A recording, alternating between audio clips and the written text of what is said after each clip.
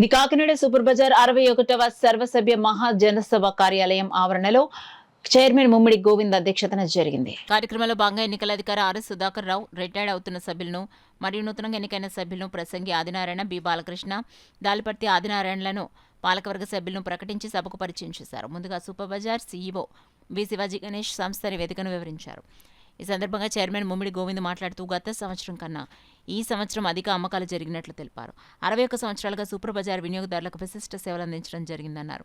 మార్చి 2024 సంవత్సరానికి సుమారు 23,05,483 రూపాయల నికర లాభాన్ని సంస్థ సంపాదించడం జరిగిందని తెలిపారు. ప్రజలకు నమ్మకమైన, నాణ్యమైన సరుకులు సరసమైన ధరలకు అందించడమే ప్రధాన లక్ష్యంగా సూపర్ బజార్ పనిచేయడం జరుగుతుందని పేర్కొన్నారు. గత 5 సంవత్సరాలు తన పదవీ కాలంలో సంస్థ అభివృద్ధికి తనకు సహాయ సహకారాలు అందించిన సభ్యులు అందరికీ ప్రత్యేక కృతజ్ఞతలు తెలిపారు. ఈ కార్యక్రమంలో వైస్ చైర్మన్ వరిపల్లి కృష్ణవేణి, డైరెక్టర్లు మెర్ల సత్యనారాయణమూర్తి, మన్నె నాగేశ్వరరావు, రావూరి వెంకటేశ్వరరావు, కందాళ కనకదుర్గ, నాగసీత మహాలక్ష్మి, బత్తిన పైడిరాజు, ముమ్మిడి పవన్, డివివి ప్రసాద్ తదితరులు పాల్గొన్నారు.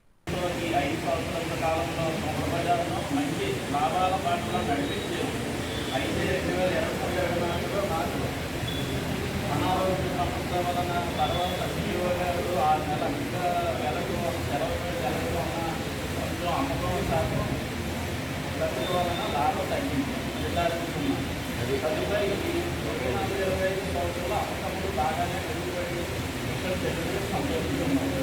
కార్పొరేట్ సెక్టార్లో ఉన్న మెగా స్టోర్స్ అయిన డీమార్ట్, రిలయన్స్, నోరు, చేతలు వంటి సంస్థలతో కట్టుకుని మన వ్యాపారం ఎలా విధంగా సాగుతున్నది కనుక మనం సంఘ సభ్యులకు చెప్తున్నాం.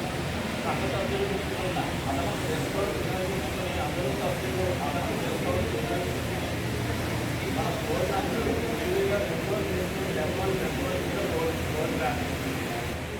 మరి మూడో వారు రావూరి వెంకటేశ్వరరావు గారు రిటైర్ అయ్యారండి.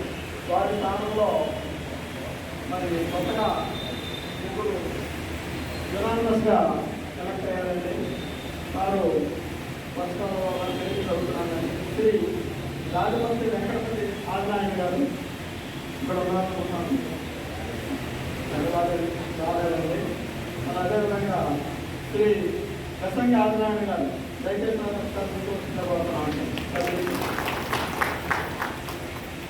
మరియు అదేవిధంగా శ్రీ బొమ్మిరెడ్డి బాలకృష్ణ గారు, సీనియర్ మోస్ట్ డైరెక్టర్ గారు, వీళ్ళందరూ కూడా ఏకగ్రీవంగా ఎన్నుకోబడ్డారండి.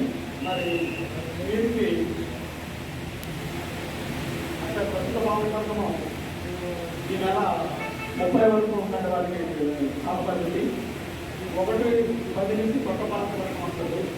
ఈ కొత్త పాలక వర్గంలో వారికి నేను 1-10 గంటలకి డైరెక్టర్లందరికీ మీటింగ్ పెట్టానండి. ఆ మీటింగ్లో వారి యొక్క ప్రణాళిక ప్రకారం మరియు కొత్తగా చైర్మన్ గారిని ఎన్నుకోవడం జరుగుతుంది.